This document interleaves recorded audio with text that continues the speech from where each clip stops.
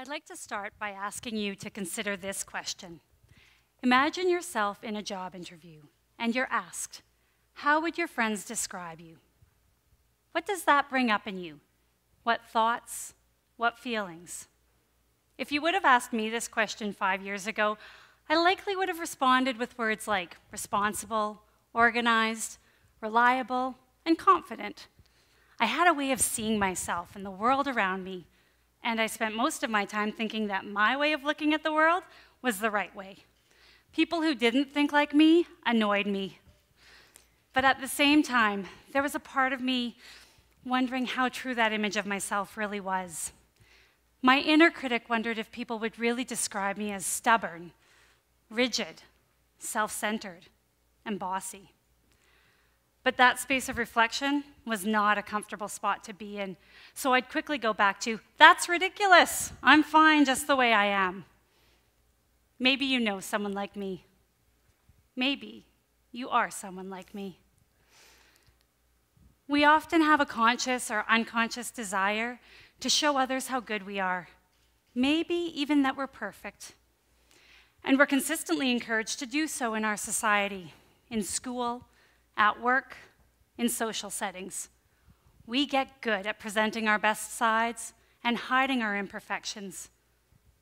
But deep in our hearts, we know we're not perfect. Perhaps we think that we're more imperfect than others, or maybe we deny our imperfections completely and blame others instead. Maybe sometimes we fear being discovered for who we really are.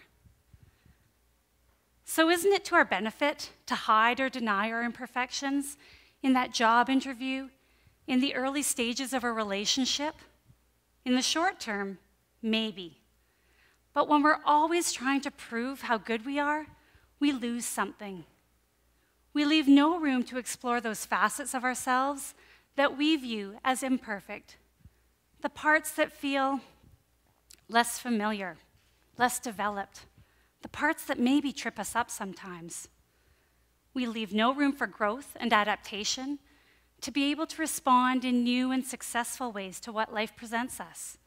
And if we're always trying to show a certain face to the world, we begin to lose sight of something.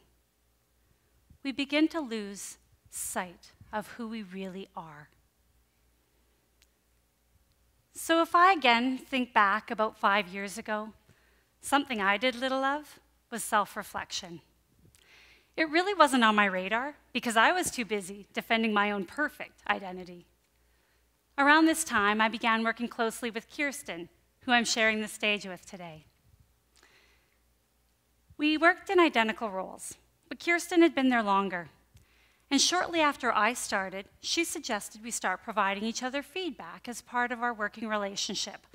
And at first, this was somewhat of a structured process, but over time, it became more natural and more fluid.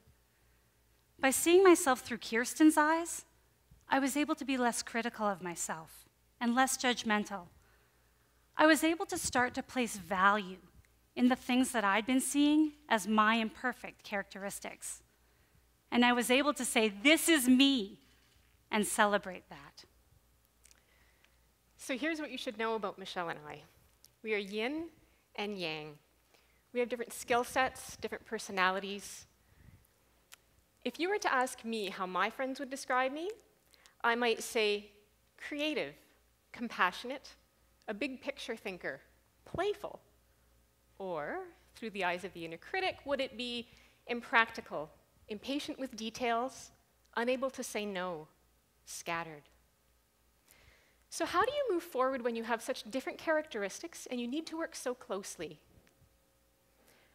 One option, which many of us are likely familiar with, is to see our differences as obstacles, at which point we either dig our heels in and defend our position, or we turn tail and run. But we know that this doesn't always result in the best outcomes, either for ourselves or our relationships. So what's the other option? We can stop judging and get curious. When Michelle and I started to give each other feedback, we began to value the characteristics that were different in the other person than ourselves. I remember one time we were getting ready to deliver a workshop, and we were going over a number of discussion points. We got off on a tangent, And Michelle brought us back to our next task, which I had completely forgotten about. I mentioned this to her, and I asked her how she remembered. And she said, I just came back to my list. And I said, what list? And she said, the list in my head. And I thought, a list in your head? That would be so handy. Because in Michelle's brain, it tends to look something like this. And in my brain, it tends to look something like this. When we worked together, we found that a balance of both approaches, each using our natural strengths, consistently led to richer outcomes. We valued each approach, and we started to see our imperfections as simply the other side of our strengths. We also discovered that the characteristics that we admired in the other person did exist in ourselves, even if to a small degree, and that we could draw on and develop those in ourselves to become more balanced people. I still can't make lists in my head, but I make great ones in my day planner. So we all have strengths that we rely on, that come to us naturally, but sometimes we tend to overplay these. But every strength, if played to the extreme, can be a weakness. And every weakness, in the right dose and situation, can be a strength. A few years before Michelle and I started working together, I went through a series of difficult life events. I wanted to talk to someone who was further along the path than me because I didn't know where I was going next. So I went to see a counselor I knew, Hugh, a man of great compassion and sharp insight. And what I learned with Hugh is that the choices I'd been making based exclusively on what I thought were my strengths were actually keeping me stuck. I needed to go to those places in myself that were much less comfortable, the places we don't want to look at. And I needed to get friendly with them. And what stayed with me is the idea that we aren't these beings who need to add layers to ourselves to become perfect, but rather we need to remove layers of fear and self-doubt and ideas about who we're supposed to be, who we think we should be, in order to reveal our whole and authentic selves. Personal reinvention often occurs as the result of great adversity, but reinvention can take on a more subtle form, where we approach ourselves with curiosity, shining a light on our gifts and our imperfections. In order to do this, we need to create or find an environment where we feel safe, where we can be vulnerable and take risks, and we need to surround ourselves with people who can model curiosity and compassion, who can give us honest feedback and encouragement. I still follow up with Hugh, now for what I call compass checks, to help keep me on that path of authenticity. And if we stay curious, personal reflection becomes a practice, and the journey becomes an adventure, as we start to realize that everyone we connect with can help us to discover more about ourselves and each other. And personal reinvention is not about changing into something we're not. It's about finding and embracing our whole authentic selves.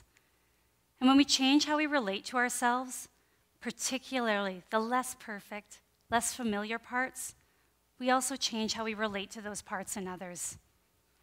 We are less likely to judge. We are more likely to empathize. We connect with others in a more authentic way. Personal reinvention then becomes something bigger, and it starts to ripple out into all our relationships. Kirsten and I have experienced this in our personal lives, in our work as physiotherapists and facilitators, and in our community involvement. This is not just a philosophy, this is a practice, and it requires an ongoing commitment to choose curiosity over judgment. And when we stop spending so much energy defending the image we have of ourselves, that energy is freed up to go to the things that we're passionate about. And when we can admit our struggles and our vulnerabilities, we invite others to do the same. And this is where we share our common ground, in our humanity. This is where we can achieve amazing things together. So who are the people to help you set your compass? Who can reflect your whole beautiful self back to you? And how will you connect with them? And let's come back to that first question. How would your friends describe you? How would you describe yourself? Because there isn't a single other person like you. Consider what you can experience and bring to the world if you embrace that. May we all have the courage to embrace our unique and authentic selves, to celebrate the perfection in our imperfection. Thank you.